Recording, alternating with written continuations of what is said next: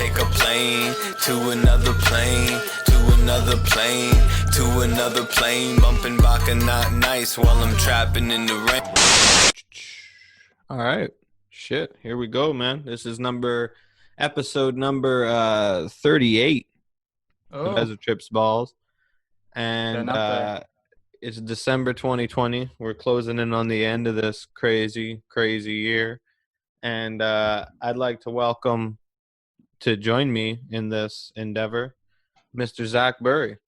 What's up, my man? How you doing? I'm doing good. Thanks for having me. Yeah, absolutely. Thank you for coming on. Yeah, it's good to be on here. I was watching a couple of them. I was watching like the Lonsley G one, and I've seen the Block one like a long time ago. Yeah, the block was Good my stuff. second episode ever, and then he came back with Culture Shock on episode 30. So he hit me up. He's like, "Yo, Zach, you should get Zach on the show." I was like, yeah, fuck yeah, I'll get Zach on the show. Good So it's a stuff. pleasure to have you on, man. Yeah, man, for sure. So what's going on? Chilling, bro. Fuck, man, I haven't done an episode on a weekend in a while, so I almost forgot, and I was like, oh Sure. shit, I got to do that podcast. But yeah, everything's good, man. Everything's good. Yeah, I can't complain. How about you, man? I'm just working. I'm trying to work on my music and stuff too, and I've been working on an album, and then with the videos, I'm trying to get better at doing that, editing the videos, and yeah. Yeah, I didn't actually know that you had video. I had heard some of your music, but I didn't see your videos until you sent them to me earlier today, and they're looking pretty crisp, man. Thanks, appreciate that. Yeah, Crazy is really good. You got a cool style. I think it could definitely find a fan base for sure. Um, Mm-hmm. yeah, it's Appreciate surprising to that for me sure. that you're not more well known locally. Because you're on the scene, like I've met you out Yeah, there a few times. yeah. I don't know, slowly but surely. That's why my plan is just to keep going on the videos. I think I don't really have much of a YouTube following yet, but on Facebook is where like I get like a lot of love. I feel like from just people telling me like keep going, and they're liking it. That's good. Yeah, visuals make a big difference, man. They really do set you apart. Because a lot of people can make music, and I think when you start doing, having sort of professional looking visuals going out, people start to take the music more seriously as well. Yeah, Even the songs you don't have videos for, it's people are true. more likely to check out now because you've been somebody that has put yourself out there in that way. I think that makes a big difference to people. Yeah, and it's like I've been like doing the videos, and I feel like it's the first time these people have been hearing the song even, and it's like a year old, but just because now it has the video there, it's like picking up more traction, which is good. Oh, it's crazy. And and I'm sure as a music fan, it's probably happened to you as well, where an artist, like, you may have listened to an album and a certain song like didn't do anything for you when you first listened to the album. And then an Yeah. artist will drop a video for that song like 6 months later or something, and you'll be like, was this on that fucking album?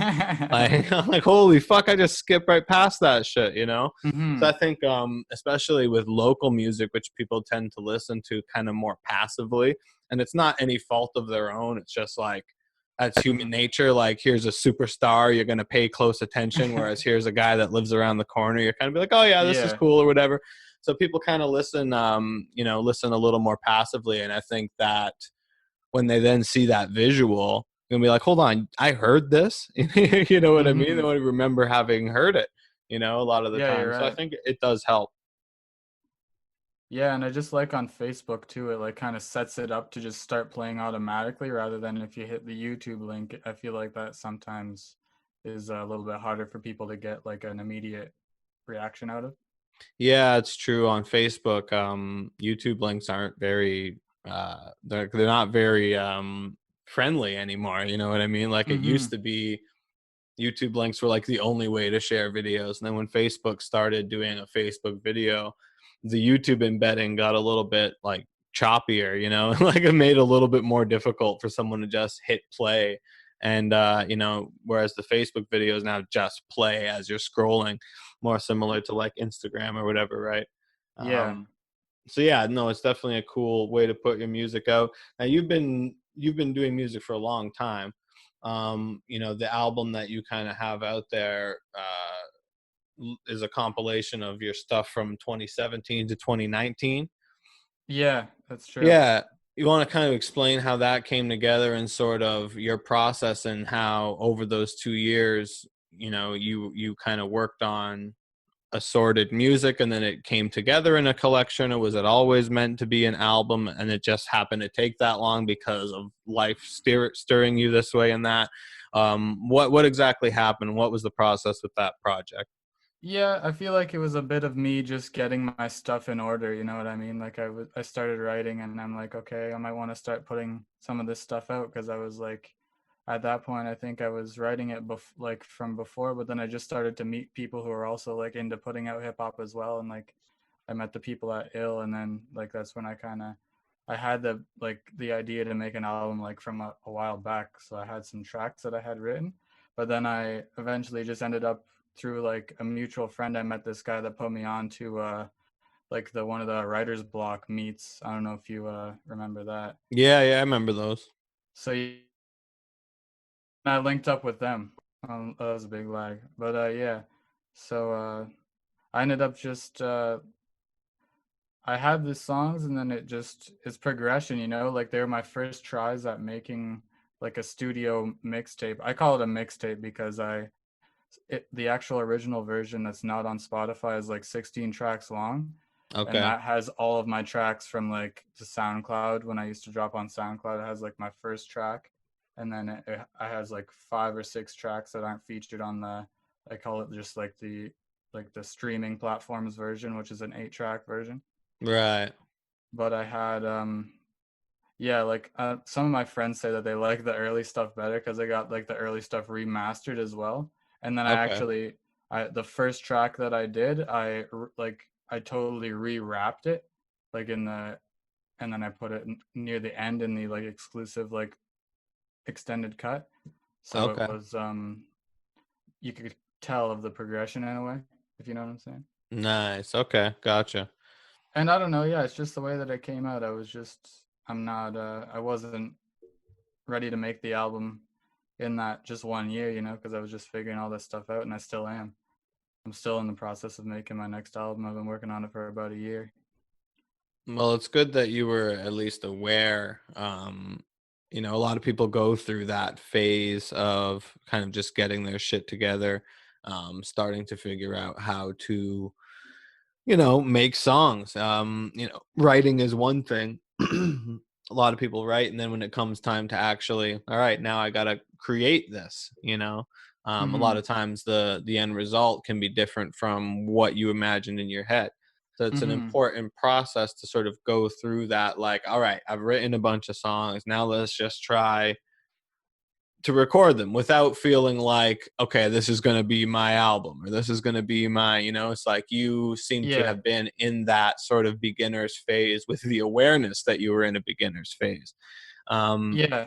yeah, And you know, so you weren't necessarily trying to come right out the gate and be like, I'm coming out and trying to get better and trying to be good at this, you know. Um, yeah.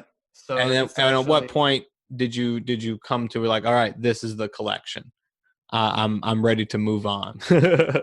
Well, it was really the one on the extended track. It's really my first track, so it goes up in like how it's progression, and you can kind of see it. It has like a bit of like a climb up on the cover, like the way I designed it. But it's Yeah. like it's my first track, second track, third track, fourth track, and then it goes on. And then later on the later tracks, I decided to mix those up a little bit. But it's pretty much like all in order of how I made them.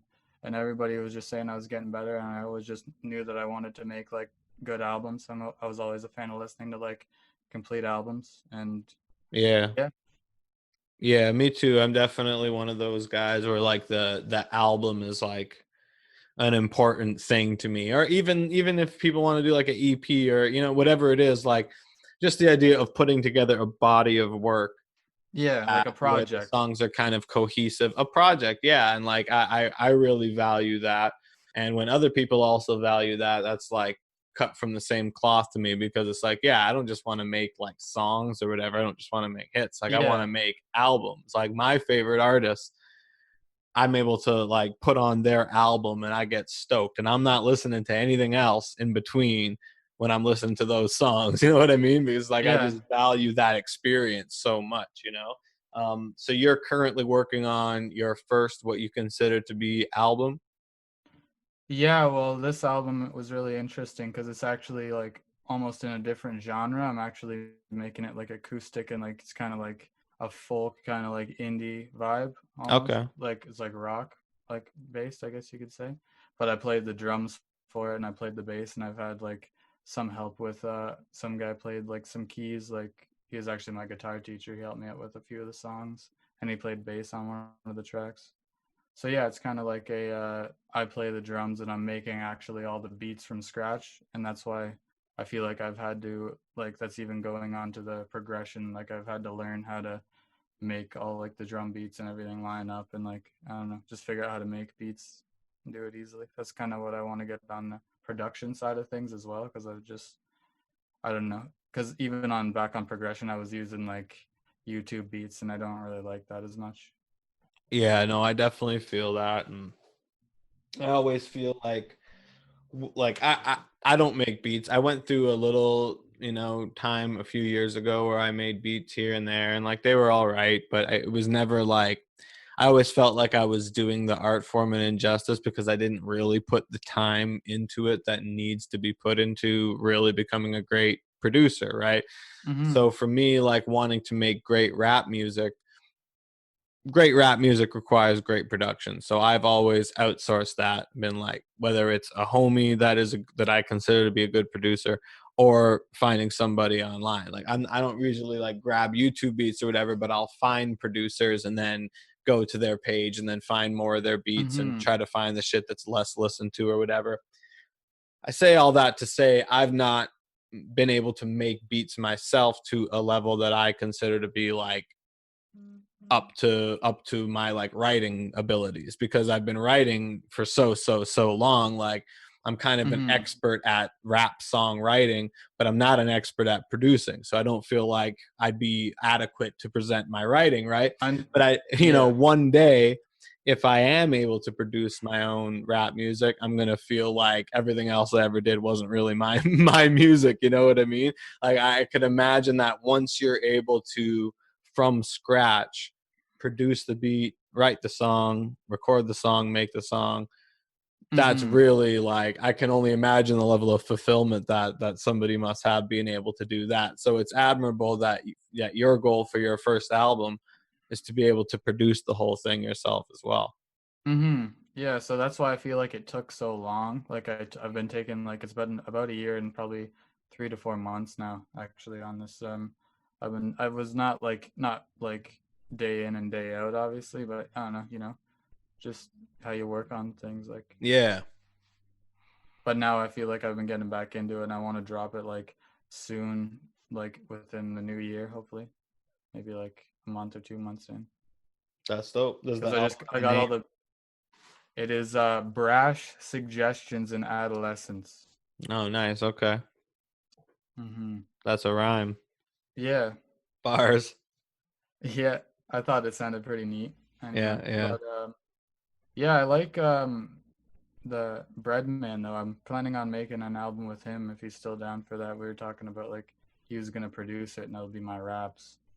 Yeah, I think that would be really dope. I think your raps would go real dope on his like lo-fi kind of. I like his style ever since I met him I knew that he had a good boom bap style that I was kind of fucking with anyway. Yeah, his shit's unique, right? Like he definitely has the boom bap elements, but then there's also like really weird, cloudy, wavy elements to his Mm-hmm. shit as well, right? It Like is true. he keeps it fresh, right? And then yeah, I could really see your shit going well with him. So I'd love to see that project come together. The other thing that's I find super dope about you, man, is that every time we talk, we're able to discuss like local music and like local rappers, and like, yo, this person's project was dope, this person's video was dope.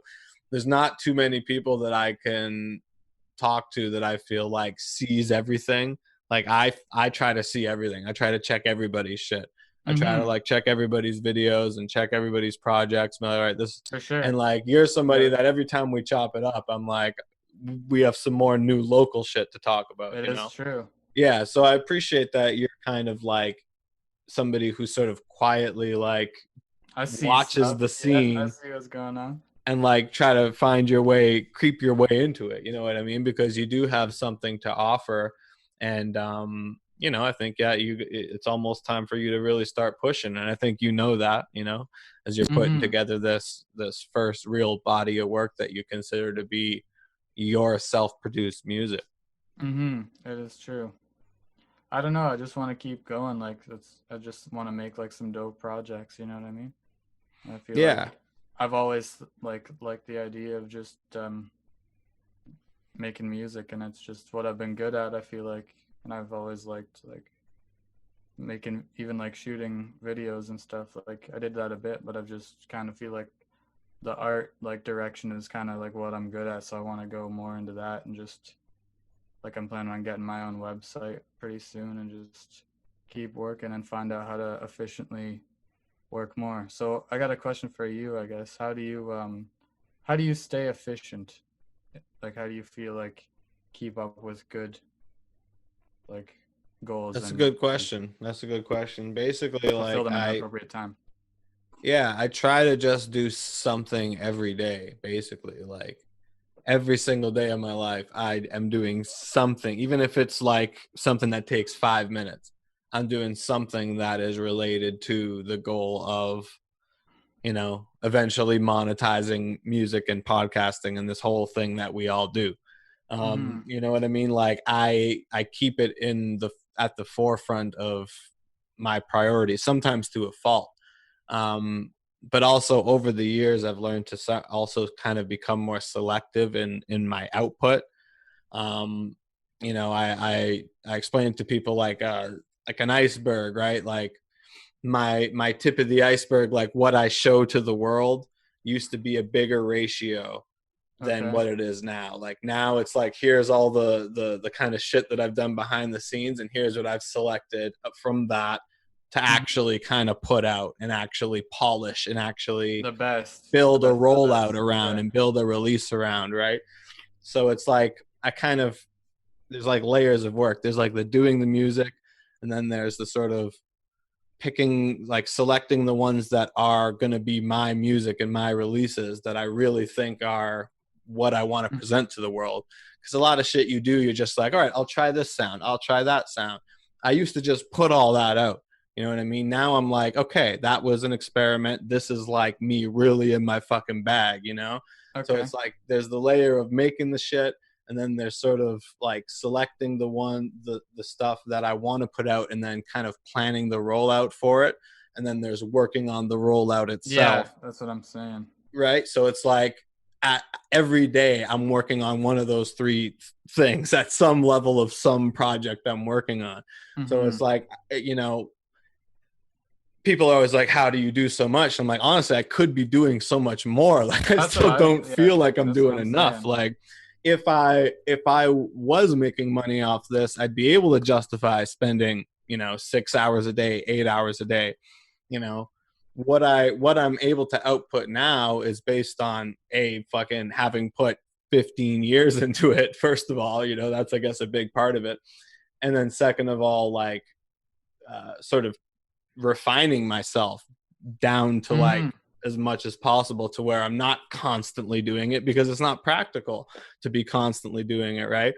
So I guess long story short, like how to stay efficient is like I don't know, it's experience and just sort of, again, working on something every day, but kind of knowing how to prioritize and refine yourself so that you're not just constantly having output.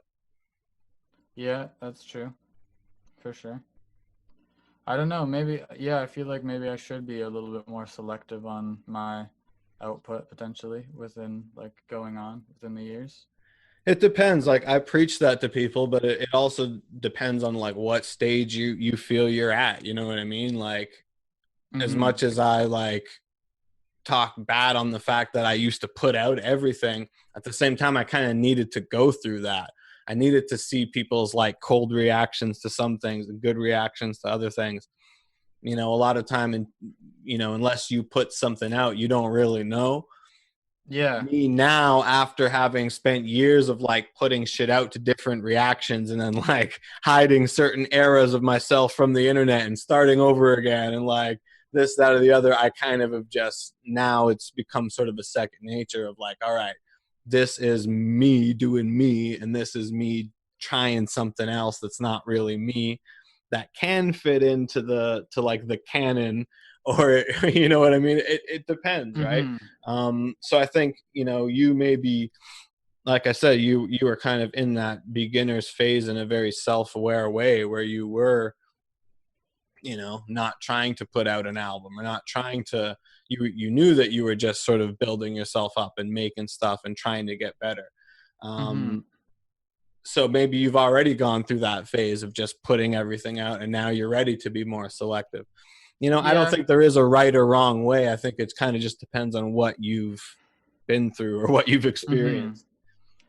Yeah, I don't know. I just feel like even with this project, though, my acoustic one, there's some of the first, like, on the Progression album, they were like some of the, well, they weren't the first rap songs I wrote because those are like some old ones, but so it was some of the first ones that I actually tried to record when I got my own little home studio that was back in my bedroom. Like when I got like one of those little, I got like a little MIDI box and everything. Like, I forget what it was, but it was a little PreSonus thing and a mic that I still got now. Nice.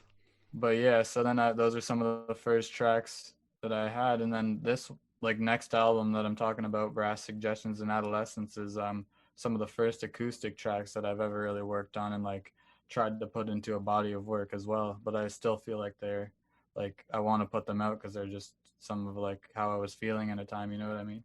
I don't want to let it not get said in a way, I guess. Yeah, bro. I definitely feel you there. I definitely feel you there. And I, even some music I have put out, I look back on and I'm like, all right, would I put that out now? No. But like that's still what I was going through. And maybe somebody else has gone through that or is going through that. And when they hear Mm-hmm. that song, it'll still mean something to them. Even though I'm not necessarily identifying with it anymore, it still has value because I was at that time, you know? Mm-hmm. So it's cool And that you can kind of see that bigger picture as well. it can be a lesson though, I guess too, like on like, because I probably wouldn't do some of the things that I did in my first album, right, or the mixtape. I wouldn't do on this album or necessarily my next rap album that I'm working on. So that's what I mean. It's all progression. That's why I feel like it goes back to so many things where I'm just trying to get better. Yeah, yeah, absolutely. So you know, you said you're kind of stepping out of the hip hop genre a little bit with this, but is hip hop still your like your core influence? I know a lot of music now is very genre bending and stuff like that, but I feel like hip hop is so powerful in that it's kind of enveloped everything. And Mm-hmm. you know, you It can is have a the rapper make a rock album and it's not weird anymore for some reason, you know? So like, do you consider yourself one of those, or are you something else first and then rapper second? well, I have to say, if I don't know, like I was put onto guitar and stuff at a young age, so I had respect for that before the rap. But when I really started listening to rap and like started hearing people, and then I started hearing some people that I was like I didn't really like as much, for example, and I was like, hey, I could do this as well, and I think I could be cool, like it could be a nice track, you know what I mean? Like why not try to make a track, just like messing around, and then yeah, I just decided to keep going with it, like. Yeah, I think hip hop is the easiest But okay, so yeah, genre for anybody to step into and figure out if they're good or not, you know? so yeah, going back to that, I just heard like, and then I heard hip hop like in high school a lot, and I don't know, I just thought I could do it, and then I just like started making songs like that, and then I eventually got back. Like I was always like inspired by like blues and like classic rock in a way, because it was the stuff that I was like put up on from like my parents, and my uncle was a big influence on like the blues aspect of it. But when I started hearing hip hop, I just started rapping, and that kind of I feel like kick started my writing of songs and just writing stuff down to a beat, you know what I mean? Right. And I'm like, I want to play this stuff myself, and that's like you can only do it well by musical instruments or on the computer as well. But I feel like I'm better at like playing the actual instrument rather than like on FL, like pressing buttons. You know what I mean? Yeah, yeah. Well, that's dope. That's dope because that analog feel is kind of the minority in music these days, right? So it's a standout. Whereas I think at one point the the big powerful electronic sound was the standout. Now it's kind of the norm, right? Everything's Yeah, fucking electronically produced.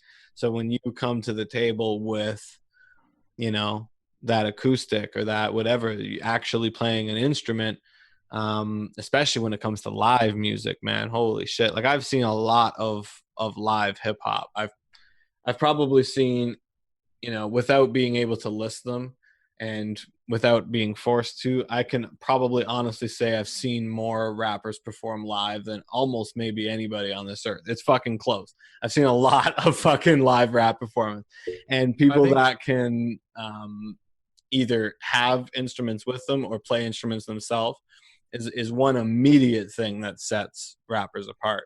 yeah. Generally No, I rap feel that. performances are all fucking the same. I'm as big of a love of hip hop as there's ever been. Rap performances are generally all the same. The things that can make you stand out is like if you can dance really well, if you can play an instrument or you have a band, Yeah.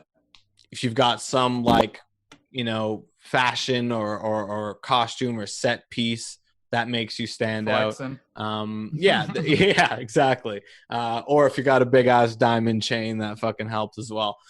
There's not a whole lot that can make you Yeah. stand out These from days. just rapping on a stage. You know what I mean? Holding a microphone, put your hands in the air, all that. Do you feel me? Try to get a little Like, bit yeah, crazy, everybody jump say around a yeah. little bit. Yeah, this side say fuck that side say fuck this side.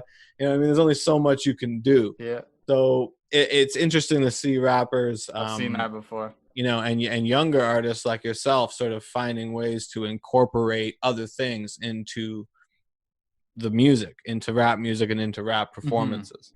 I honestly first heard you as a guitar.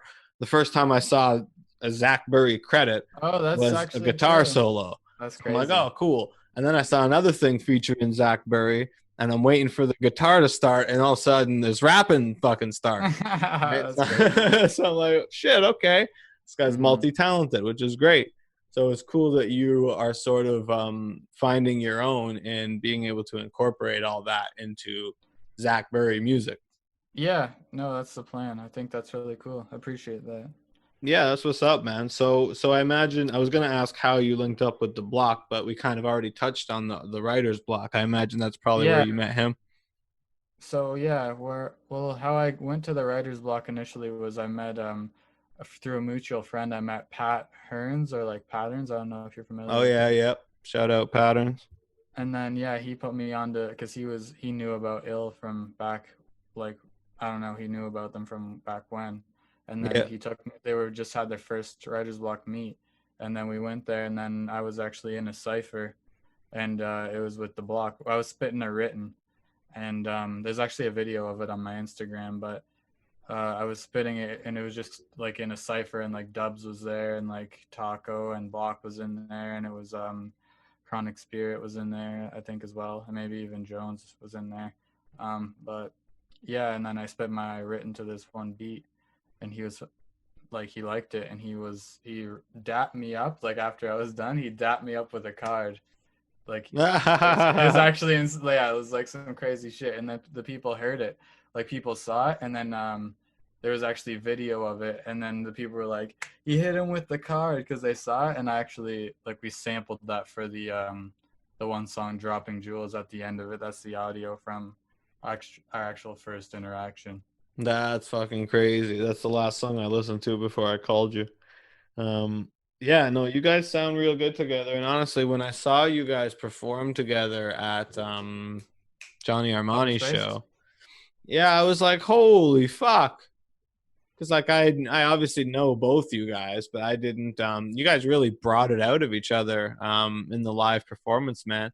And I think you Yeah. really helped the block like with his live show, because the block's got a lot of experience doing live shows, but I think when he's up there by himself, I think he has a hard time turning up a little bit. You know, I think maybe he feels Yeah, awkward or something.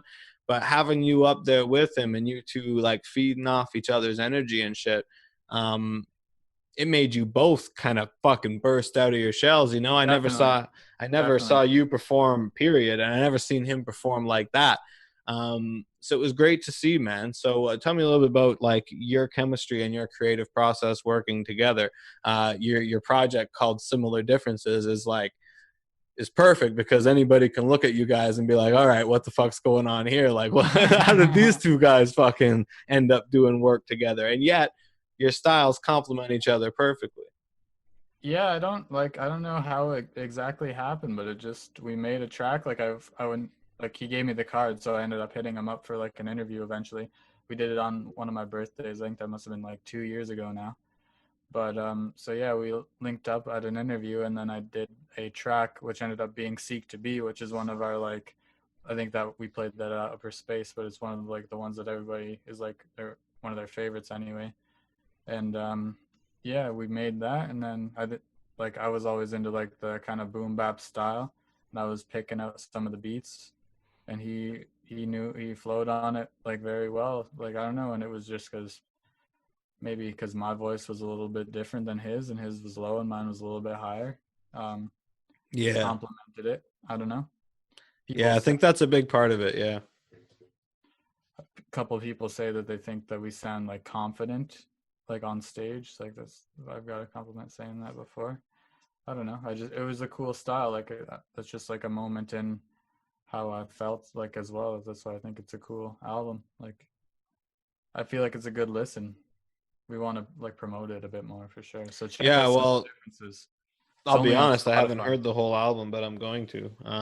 Do you have Because Spotify? yeah, I really took in Dropping Jewels. I was like, fuck, man, like I've been sleeping on this. I should really be bumping this project. Because yeah, it sounds like you really found a vibe. Do you have Spotify or Apple Music? Yeah, Spotify. Okay, good shit. Because it's a spot like we don't have it on Apple Music because they were stressing us, so we ended up only dropping it on Spotify and YouTube. Dude, I'm getting stressing me right now too over some fucking upcoming release. I have distribution's a bitch. It's a great era to be a musician because we have the resources to get our music on paid platforms that everybody fucking has, and also look quite professional doing so. Mm-hmm. You know, being able to be like, hey, my music's on Apple Music, Spotify, this, that, or the other. All great. But when I'm dealing with distribution, I fucking miss the old days of just uploading my shit to SoundCloud and fucking sharing it on Facebook, bro. Because Yeah. man, they fucking stress you sometimes, man. It's super cool to be able to do, but it's annoying because of the restrictions. And I get it because people probably throw all types of bullshit up there and it's like we're trying to have a professional service here. But it Mm-hmm. gets to a point where they're like, you can't fucking limit art with your bureaucracy. You know what I'm saying? It's like Yeah. it's the antithesis of the thing. And it's like they also have rules on us independent artists that they would never impose on major artists or music coming Mm-hmm. from major labels. Like they're not imposing these same rules on them. They can pretty much do whatever the fuck they want. What I'm dealing with right They now make it is hard out here for us, that's for sure. yeah, man. Like we just put out Jorel's single "Move" on Spotify I was actually checking that and out today as everywhere well. the distribution. Yeah, so we wanted to kind of as a for promotional purposes and in order to run Google ads and shit for it, we put out the clean version initially. No Okay. swearing, like radio edit, right? I'm like, this will be Yeah. kind of cool. And We'll then you save. couldn't post it again, right? Yeah, exactly. And I'm like, That happened to us. we'll save the Yeah. dirty version for the album. Fucking sick. That's clever, right? People will be hyped for the fucking dirty version, right? This morning, I get an email. Oh, you've already released this song. What the fuck? Every artist that I I listen know what to, you're talking about, man. That happened to us. That's why we couldn't get it on Apple Music. Straight up. right? And that's one of the solutions that they gave me was, oh, well, we can put it everywhere but Apple and iTunes. Like, what the And then fuck? It's like the they biggest. won't get back to you. Yeah, it's like they're not worried about getting back to you on that. Like people are like, I've been waiting for 3 months. I'm looking up this issue on the forums and stuff, and it's like Ridiculous. And it's such a stupid thing to stress.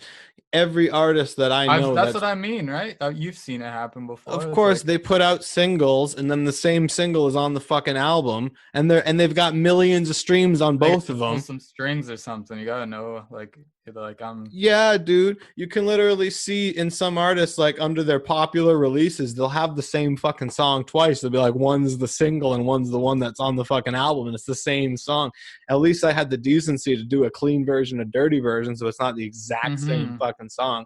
And they're fucking stressing me. I Like, was, come on, yeah, man. I was like a little bit sad for a while about it because I'm like, I want this. Like, I could have released the album without those tracks, but I'm like just the remainder of the album, which was like we released Seek to Be, Block released it, and then I dropped Dropping Jewels on my account, and then we deleted them, and then we were gonna post them again on the album. But like, we could have posted not Seek to Be or Dropping Jewels, but just the rest of the album on Apple Music, and then but I mean, I didn't want to drop like just not the whole project, you know what I mean? In a way. Exactly. They gave me that option too, and I'm like, fuck that. It's not the album anymore. You know what I mean? It's You like we feel talked it, about you know what earlier. You I'm respect the saying? project, respect the body of work. Yeah. You can't tell me to put out the album without that song on it. It's They gotta know that they gotta fix it. People must be talking about this. Like, yeah. Are we not artists and creators and shit here? Like, why do we have to be under these rigid fucking guidelines? You know what I that's mean? crazy that it happened to both of us. The Oh exact man, same it thing. really killed my buzz this morning, bro. And like just this morning It just happened. happened. No. Yeah, because the single came out and I'm like, all right, dope. I'm going to connect the metadata for the album to the single. It's going to put everything the way it's supposed to be. I'm all fucking stoked. I had this great plan of fucking putting out the single first and then the album. Never done it before. I've always just waited. This time I'm like, no, we're gonna do this fucking like a normal album rollout, like a fucking record label. We're Mm-hmm. gonna put out the single. Then no, you can't do that. How come every fucking artist I listen to does So that? trash. Oh man, It's so I trash. really fucking grinded my gears. So I'm hoping they get back to me. But now you're telling me they won't. Um, I yeah, don't man, know. Joel's I album didn't. might be a Spotify exclusive. Good thing That's most what people we have just said. Spotify anyway. Yeah, Spotify exclusive. That's the joke of it anyway, because they do have those. But yeah, I don't know. Like, I think I'm pretty sure I sent them a message, and I heard like other people because I looked up the problem and I saw like other people were having the same thing, and they said they got no feedback either. So I don't know. So silly. But it is what it is, man. Like I said, at least we have a platform. I mean, we don't get paid much off it. That's the shitty part, but instead I'm getting paid Mm-hmm. more off it than I got paid off SoundCloud. So, at Yeah, least it's something. you get something, but I mean, yeah, it's. I just want to have that out there for the people to see at their easiest convenience. Not everybody. That's more I'm not. important, right? I'm not really looking on SoundCloud that much these days. I gotta say, I'm not posting on SoundCloud, but I mean, there is probably a big Exactly. following on there. But there's definitely SoundCloud people still for sure. But yeah, I mean, if you're putting out a body of work, if it's not on Spotify, Apple Music, all that, it's people, it ain't convenient. You know what I mean? Yeah, And kind of if it feels ain't like it's going convenient today, backwards. ain't nobody got time for it, man. There's too much content out there. There's too much. I got some of my favorite artists put out projects, and I'm like, oh, I'll check it in like a week, and then I'll forget about it. And it's just like there's just too much out there, And it's like it's Mm-hmm. hard. It's almost hard to expect people to support local when there's so much out there. I guess it's almost the same as like grocery stores and shit. It's hard to expect people to support local when there's fucking Walmart right there. Music's kind of similar. Yeah. So, I guess I got another question. How did you start rapping, and who are some of your influences? Who are some of your early influences, and I guess Yeah, even that's now? great. Great question. Yeah, my influences have definitely changed like over the years. I started rapping super, super young. Um, I'm 30 now, so I was born in 90. So Beastie Boys dropped Hello Nasty with Intergalactic as the first single in like 98. And Puff Daddy had that song in the Godzilla soundtrack with the Oh, Led shit. Zeppelin sample. And those two songs were always on the Much Music Countdown at the same time. And I was 8 years old, and I was obsessed, completely obsessed with those two songs. They're all I wanted to hear. I loved the videos. I fucking taped them on VHS and watched them over again. Mm-hmm. I don't know what it was, but those two songs always fucking got me, right? Flash forward to a year later, I see Eminem. You know, Oh, I yeah? see a year later, I see Eminem on TV. A fucking white guy rapping, you know. It was kind Yeah. of like seeing the beast. It's weird, like being a white kid into rap, because it's like the opposite of like every rags to riches, like typical black story where like, you know, you see that, you know, I saw Michael Jordan doing it, so I know I could do it. You know, it's like for white Mm-hmm. kids in hip hop, it's like, yeah, I loved rap, but it's like I knew I wasn't a Beastie Boy. Like even at a young Okay. age, like I wasn't into like I wasn't gonna be the guy that like got in a costume and like did all this and that. When you see Eminem and it's just like a regular fucking white dude and he's rapping and his rap music's actually like really like different and new and like, you know. Mm-hmm. He Of course, at definitely. that time I was 9, 10 years old. I didn't know who Dr. Dre was, but the Dr. Dre production behind it was just so like groundbreaking at the time, and it sounded different from everything else. And it was He actually definitely my black broke some friend who showed it to barriers, me. I feel He's like, "Yo, you should check out. You like some of this hip hop stuff. You should check out this fucking new white guy that's rapping, like. this Slim Shady guy, right?" Yeah. So he almost pushed me to rapping through showing me Eminem to be like, hey, Mm-hmm. like you can rap too, because he had already been wanting to rap. As I got a little bit older, I really got into the forums online, which, you know, to try to explain to somebody who like it's just like back then was a very like special era of like people kind of discovering the internet and discovering hip hop and other people who like love hip hop. And net Mm-hmm. Cs was a thing. You got called a net C, like if you're just a rapper on the internet and you're not a real rapper. And it's like now everybody's a net C, like that's what there is now. But anyway, at that time it was like, you know, you would go on these message boards and there'd be battles and you could do text battles or audio battles, and people would discuss like the mechanics of rapping. Like this is a punchline, this is a metaphor, this is a you know, a multisyllabic rhyme structure, this is Damn. a bar, this is like, so it was all these just kids on the internet discussing how rap is made. You know what I mean? That's And it's crazy so though. funny to think about, because rap as an art form is so just like grassroots and just like somebody on the street just doing it naturally, right? Yet here Yeah. we are on the internet Feel like trying to break it down mechanically, right? that. And so yeah, I was like 12, 13 on the forums. And True. through being on those forums, I started to discover more underground artists. At first it was artists who are connected to Eminem in some way, shape, or form, like Cannabis, Royce the 5'9", Yeah. some other underground like Detroit rappers. Yeah, and basically started getting into more underground stuff. And then when I would write stuff, it obviously would start to get better. And then I became one of those guys who would like listen to commercial rap and be like, oh, these guys can't even rap. Like this ain't shit. Like, because Yeah. I was so obsessed with like the technical aspects of it. Mm-hmm. And that's how I became like lyrical. Then later Yeah, I in feel that. life, my influences changed and steered away from the more lyrical guys to the more feeling oriented guys, like your Kanye West, Kid Cudi, you know, people Yeah, whose for music sure. really has like a feel to it and isn't as focused on ba-ba-ba-da-ba-ba-da-ba-ba-da-ba. I still love lyricism and I always have Yeah. a special place in my heart for it. And I'll listen to like some Griselda or some shit and I'll be like, holy fuck, like I need to start rapping like this again. Like that's still what like is in Yeah. my heart, is lyricism. But I started to really take influence from people who were more like songwriters as opposed to like bar writers. Yeah, And I I think that feel that. that's really where I changed into the artist I am now.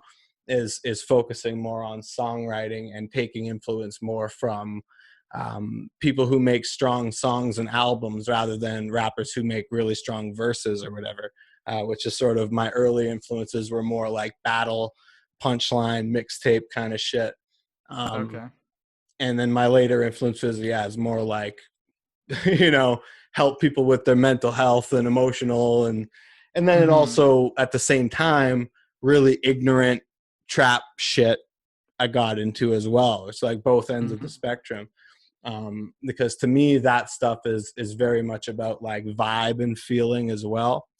Yeah. And I was like, being an older head, I was somebody that hated on all that shit at first.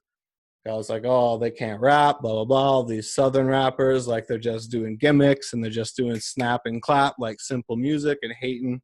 And eventually I just fucking caught it, you know, and I was just like, holy fuck, this shit is hard.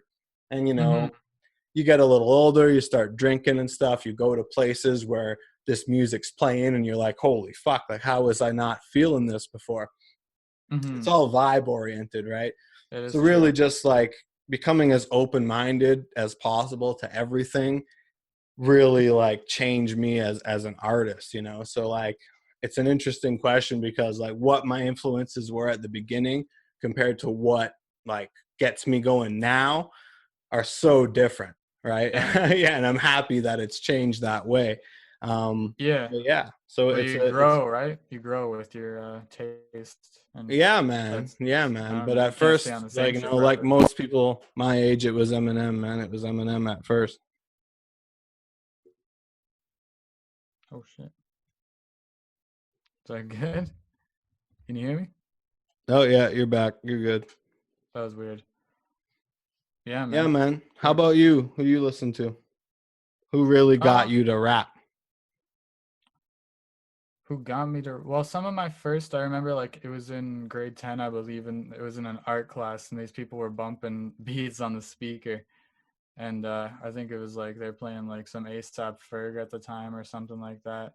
But the people that really got me going is I eventually started listening to like some of the Beast Coast. If you ever caught on to some of that Oh stuff, so fuck like yeah.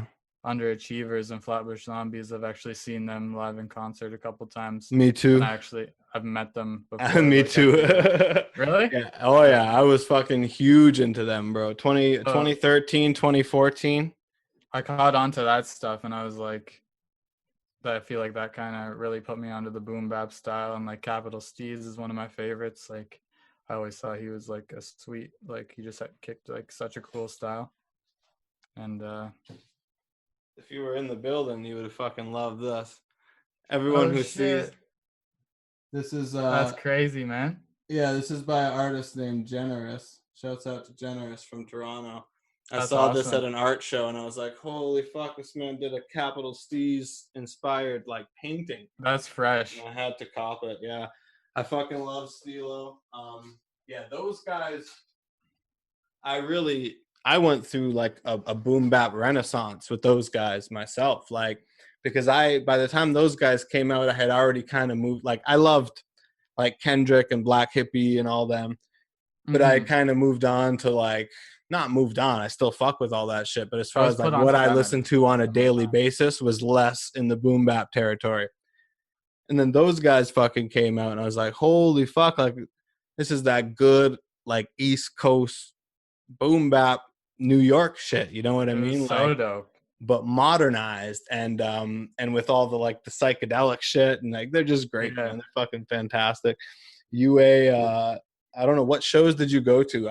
We probably met at those shows, man, because there I was went like to one of them. It was the Underachievers at the Opera House. That was the first one I went to, and I I didn't met see, them there. I And didn't see that one. I actually rapped to them, and they were fucking with it. But then I don't think they remembered it the next time because they probably get people to do that for them all the time. But they said they were fucking with it at the time, and they put on a dope show. It was like a very intimate show, and I was like in the front, like I was like right at the front. It was dope. But okay, so I seen the Opera House. I seen Flatbush Zombies once at, what is it called? Rebel? Is it? Damn, okay. Is it Rebel? Rebels used to be Sound Academy. Rebels pretty big. Yeah, I think it was at Rebel, and there was one more time where I've seen them. I seen Beast Coast at Echo Beach Damn, that when must have been when sick. they went on their new one, and they played some of their old shit. What was the other one? I feel like I've seen. No, that must have been it. Yeah, but I've also like I've seen them twice, and then I just saw Joey the one time when he came with Beast Coast. Yeah, fucking they did one in Hamilton at Club Absinthe. That was What? fucking That Joey probably would have been Badass, crazy. um, Joey Badass and his clique, and then it was Flatbush Zombies and Underachievers. So it was everybody, but it was That would before have it, been so sick. bruh, and it was like intimate, fucking. I can't even explain. It was crazy, dude. And fucking UA is just like out front smoking and shit, right? Yeah, Flatbush Zombies was a little more like reclusive, keeping to themselves and shit. But UA was like out with the mhm. people. Like we're I out, feel that. we're out front smoking with underachievers. All of a sudden, Yeah, fucking Issa Gold is like, he just stops talking.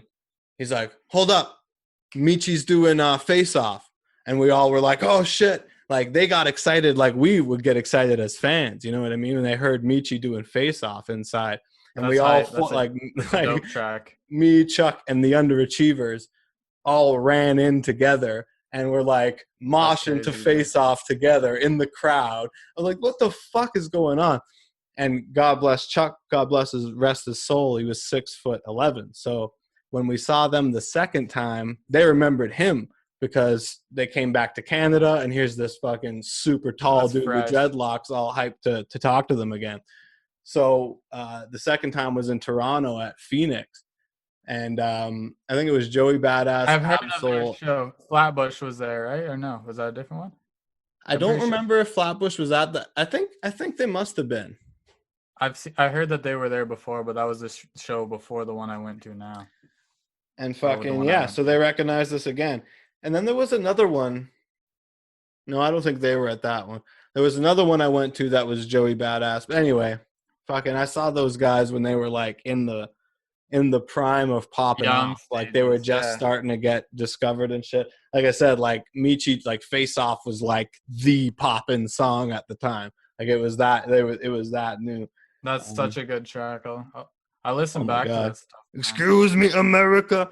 I don't pay no taxes. Yeah, they're fucking sick. Um, yeah, and that is actually in a very important phase for me, man. It really is.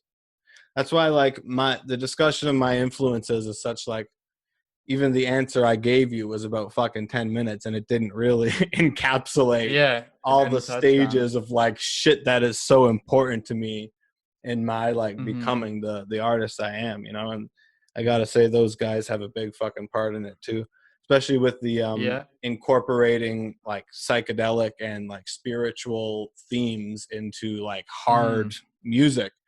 They really show that was possible for the new audiences as well. Yeah, man. Yeah, I met them and I got my shit signed. And then like I have the Indigoism vinyl and I signed that shit. Wow. I'll send you a picture after I have it on my Instagram Bro, I didn't even with know they them. made Indigoism on vinyl, fam. Yeah, straight goods. Indigoism is like top 5 mixtapes of all time for me, for sure. Like that project. You play anything off that project, and I get like tingles, bro. Like that was just such a A special lot of time good for me. ones. It's one of They those got ones that takes me back. Leopard Shepherd is on there, I think, and like Potion number 25, and like there's a whole bunch Potion of dudes on there. 25, Gold Soul Theory. Um, every song on there is fire. Yeah, Herb that's what I Shuttles, mean. obviously. Some of those albums like inspire me because like I feel like they were good album all the way through. Like a lot of those ones. Like Yeah, even absolutely, man. Evermore, The Art of Duality. That's such a fire album. I don't know Yeah, if you know yeah, that one. yeah, man. That whole movement is just sick. They're fucking dope, and they're all like '90s kids.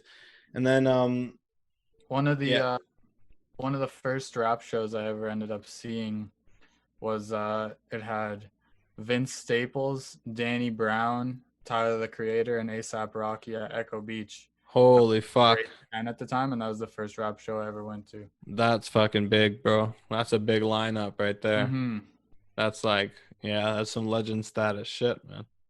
Mm-hmm. So that was pretty cool. I feel Yeah, like I missed out on seeing Rocky and Danny Brown. I think it was Schoolboy Q that couldn't get across the border. The show was supposed to be ASAP Mob, Schoolboy Q, and Danny Brown. So Rocky was there, Ferg was going to be there, everybody from ASAP, and then Schoolboy Q was like the second headliner, and Danny Brown was that show was going to be so lit. We drove all the way there. Toronto? Fucking canceled. Schoolboy Q couldn't get across the border. So everybody went home. Oh, fuck. But the kicker was we ordered VIP packages because there was a meet and greet. So they sent you some stuff? And we still got the packages, yeah. And we got a refund for our tickets. In the mail? Yeah. That's crazy. Yeah, so we got a refund for our tickets, and then we still got our VIP packages. You're going to get the meet and greet? Yeah, dude, because the lineup was crazy. And again, they were pretty early on in their success at that time. All of them, you know. Would have been a dope meet and greet to be able to brag about later. Definitely. Yeah, I've been to quite a few shows, and I feel like they've kind of like they show you how to perform in a way as well. Like I feel like you gain experience seeing people perform that you can't always get online. You know what I mean? Like 1,000%. And again, especially rap, dude. Like if you haven't seen good rap performances and know how they set themselves apart, you're not like, it just helps so much. It helps so fucking much. For me, like I went through a big Tech 9 phase in like 2009 because I saw him perform and I was just like fucking mind blown. Like that dude's live performance is absolutely unbelievable, right? And he really opened my brain to like what a live rap performance could be. And there's been a few like that I've seen that really fucked with me. Like one of the craziest was Wiz Khalifa, and the crazy thing about his live performance, the one I saw anyway, other people have told me they've seen him and it wasn't anything crazy. But I've seen him twice. Specifically the first time, both times I saw him was at the Molson Amphitheater, okay? So giant fucking venue, as big of a venue as you can fucking get pretty much. Right? But it's dope because they got the open, like the skies there and there's a lawn. It's like a big arena, right? Yeah, with like the open, one side's open and one side is under a thing. It's huge. Oh, is anyway. that the Yeah, I think I know what you're talking about. It's near Echo Beach, actually. It's really it is that. Yeah, like same area. I've seen a couple shows there. Yeah, so Wiz Khalifa, you know what I mean? Stoner rapper, whatever. This giant fucking venue. I'm like, all right, what the fuck is this gonna be, right? Kicker is did he walk around? Yeah, well, you walk around up on the lawn, right, which is dope. So it was like, and everybody's smoking weed, so it's great. But the lineup was Wiz Khalifa was the main act. The other headliner was Mac Miller, who at the time was young and like had a young fan base and was kind of doing his more commercial stuff before he got super, super dope.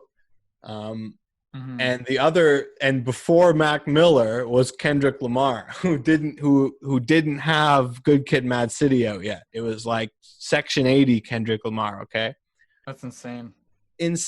So we went for Kendrick Lamar. Like we're big Wiz fans and we liked Mac and shit, but we basically were there for Kendrick. Like we're like, this dude's about to be the fucking GOAT, and none of these people have any idea what they're witnessing. He's up in that conversation still. Oh, for sure. For me, he is. He's up there. He's top 3. You know what I mean? But that's a whole other thing. But Kendrick wasn't even the most impressive part of the show. Which like I've seen videos of Kendrick's live performances now, and like he's improved so much from the Kendrick I saw live. So it was cool to even be able to say that I saw him and that kind of like he was still kind of getting comfortable with doing arenas and shit. So it was kind of funny. But Wiz, bro, oh my God. I have to say, like, rap performances, they don't usually sound like the studio version at all. Like their voice Okay. sounds different. They're projecting more. It's a different kind of microphone. Their I know mouth what you is mean. right up in it. It's a different experience. Wiz, bro, like crystal clear. He sounds exactly like he sounds on the record, but you can tell it's still being projected. Live. It's live. The inflections are a little different and stuff like that because it's not the same recording. But as far as like rappers that sound crystal clear and can do a performance that sounds exactly like the studio version or as close as possible, he blew my fucking mind. I didn't realize it was possible. And that is still like a goal of mine, is to be able to like have my Really, though? voice sound the same on a live mic as it sounds in the studio. He That's blew my hard. mind. The other person who did that extremely well that I saw in an arena was Jay-Z, man. And, he made me realize why he's the GOAT. Because this guy at fucking almost 50 years old, I saw him in like 2018, so not that long ago, performing to an arena. Was that like hits 444? every single fucking word and sounds exactly like Jay-Z. You know what I mean? I've seen Nas multiple times, and no disrespect to Nas. In the Nas versus Jay-Z debate, I'm usually on the Nas side. When it comes to live performances, Nas is a cool show because the whole crowd knows all this, but he's fucking running out of breath. His voice is getting raspy. He's fucking falling all over the stage. He's fucking, you know what I mean? It's hype as fuck because the crowd all knows all the lyrics, so it's dope and shit. But Jay-Z is like a flawless performance. It's just like, what am I witnessing right now? Like, it was very, very, very impressive. There's not too many that I can say other than those two that sounded so much like they sound in a studio. Like, it shocked me. You know what I mean? That is crazy. But yeah, you really got to see a variety. You got to see a variety and figure out what you can work into your performance. I guess it's just if you have the right voice for it too, and like people could recognize it and know that it's like, it sounds great. You know what I mean? Like Jay-Z has a tone, like he's got and even Wiz Khalifa too is a bit more of like a, almost not quite nasally, but a little bit more up, like. Yeah, absolutely. It definitely takes a certain type of voice to be able to hit it right on those big systems, without having to yell. Or even in a more intimate venue, like I'll hear videos of myself performing. I'm like, what am I doing with my voice? Like, I don't understand. Like, why am I yelling? Like, I'm on a microphone. For some reason, it's just hard to like convince yourself that you can just rap as if you're in the studio. It's weird. Yeah, man. So I've seen a couple, like, I don't know if you know Mick Jenkins at all, or No Mick Name. Jenkins. Yeah. I've seen them and No Name too. I don't know if you know her, but they had like both live bands behind them, and they're like both from Chicago. Yeah. Well, like, and grew up with like Chance and shit. Yeah. And they put on a really good performance. Like Mick Jenkins sounded very good, and it was like also in an intimate venue, so that could have played a role into. It wasn't a like stadium show, but it was at the Mod Club. That would have been pretty fucking sick, man. Which I think they shut down now. Actually, the Mod Club. Yeah, rest in peace, Mod Club. Mod Club actually might have been where I bought that Capital Steez painting, but yeah, it's interesting, man. So it's there's not like other genres. The live and the studio is like the same thing almost. I mean, it's the live is almost always even better. You know what I mean? You go see a live with hip hop is like a rare thing where the live performance is not why you go to the show. You know what I mean? You don't go to the show for the performance. You go to the show to be in that audience. You know what I mean? Like, which is why the COVID thing with rap shows is so weird. And I've talked about this on the show before. Is like rappers are really going to have to get creative. And like, I went and did my guest verse for Swish Styles at the Mad Child show. And it was fucking weird, bro. Like, it was weird. You got people sitting at tables and like, it sounds great and shit. It was at Warehouse and it's like everybody's quiet. So you know what I mean? But it's like, nobody's turning up. That's not a rap show anymore. It's like, I don't I don't want to sit down and watch a rapper rap on stage. I love rap more than anybody, and I don't want to see that. I don't, you know what I mean? If I go to a rap show, unless it's like somebody who's more kind of conscious, kind of spoken wordy, sort of you want to hear every Yeah, word. But typically, like you go to a rap show, you want to get hyped, you want to jump around, you want to it feel is that true. fucking energy. Performing a rap show, same thing. Like I have my share of conscious music or whatever, but when I'm performing a show, like I want it to be fucking hype. You know what I mean? I want to have that exchange of energy with the crowd. And I don't know, we're entering into an era where that's not really going to be possible. Whereas other genres sound fantastic. You know what I mean? Like you could sit down and watch a great rock band play an album and it's Yeah, going to be a fantastic experience and you don't have to have any give and take with them necessarily. I'm sure it helps, but hip hop, like the whole show is about that audience energy, man. it really is, and It's going to be so weird. it's unfortunate that that has to happen. I was having a lot of fun like doing shows, you know. Yeah, man. Hopefully And we can like, get back there one day. yeah. And at Who least it gives knows, us the man? time to build ourselves up as artists and, Yeah, that's figure why out a game plan. I feel like I've been focusing on more on videos now because I can't go and perform. So you got to give them a visual experience, right?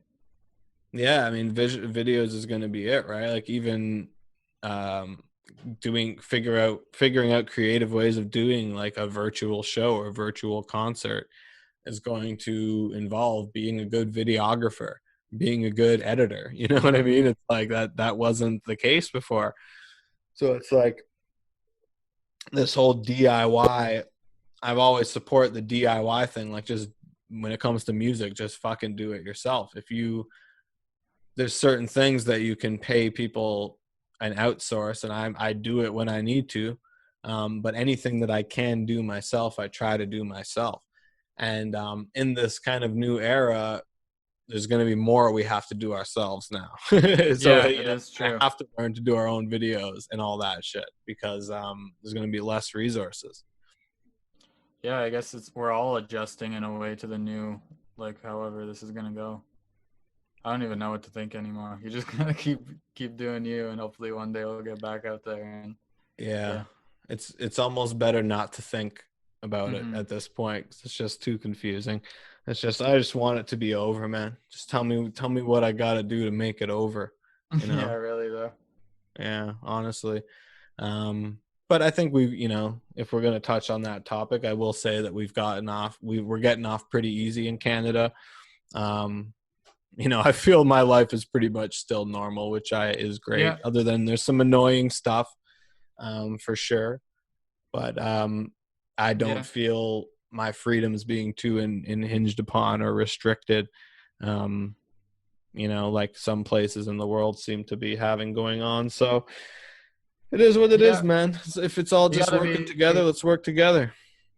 gotta be grateful for what you have, but it could. I don't know. Who knows if it? I'd like to hope that one day we could get back out there doing shows and everybody can turn up and have a good time and also be safe with it. You know. Yeah. Well, we'll have to find a way. Even if it's like people come in their own groups and fucking, you know what I mean? Like you're in a group of 10 and there's your section. You're in a group of 10 and there's your section. If those 10 people can be in a section and they can Like fucking gated jump off. around Yeah. and mosh Yeah. together as long as they're only doing it with each other in their section, something like that could be fun. You know what I mean? That's true. But yeah, I mean, what about meeting people at shows and shit? So the other fun thing about shows is that you're going to see an artist and you know that everyone else in that crowd fucks with that artist, and therefore you can probably relate to in some sense, Yeah. Like And I've been in now, some like what would be scary mosh pits if we weren't all fans of that artist and knew that it was all love and shit. You know what I mean? true. Like, Yeah. Elbowing people, getting elbowed, fucking jumping Yeah. around, but you look up and you're both smiling because Yeah. like that was the hype part of the song that you were supposed to do that at. You know what I mean? So it's like that. Mhm. So many experiences could potentially be lost, which sucks. But You know, Yeah. priorities, I guess. Well, now, like, even meeting people, somebody might look at you weird if you, like, start to talk to them, you know? You don't want to talk to somebody you don't know anymore. But I've met some pretty cool people at shows. Been to some Yeah, mosh dude. pits, you know? It's a Nobody's great gonna place to meet like-minded people normally. Some of the craziest mosh pits I've gotten in are actually been at Rebel, and one was the Flatbush show, and one was actually Earl Sweatshirt, and that was crazy. I don't Oh, know if it's dude, just that venue, but I can only imagine what like a classic Odd Future mosh pit would have been like. it was actually from his album Some Rap Songs, which was only released a couple years ago, but it Oh, was that shit still was he like had the that's vibes. super recent. Yeah, That was like last year. I'm grateful that I got to see some shows though, like before they like shut it down like this, you know. Yeah, no, I didn't even know that he got a tour in for that album. Mm-hmm. That's sick. It was a dope show. Damn, well, performed some old hopefully it ones. comes back, man. Hopefully it fucking comes back. And we got to work on some music together as well. Yeah, man. Sounds like a plan. Yeah, so let the people know where they can find you, bro, where they can find some of your music. Zach Burry, it's just ZachBurry on Spotify and Apple Music, and pretty sure it's just Zach Burry on Instagram and Facebook, just my real name, you know, and Zach Burry on YouTube. I'd like to start promoting that as well. Got some videos on there. Keep an eye out for hopefully me performing or doing a track with you or releasing my new album. Yeah. That's what's up, man. Brash confessions and adolescence. Yeah, suggestions. Brash suggestions and adolescence. Damn it, I was close. Hey, look out for that.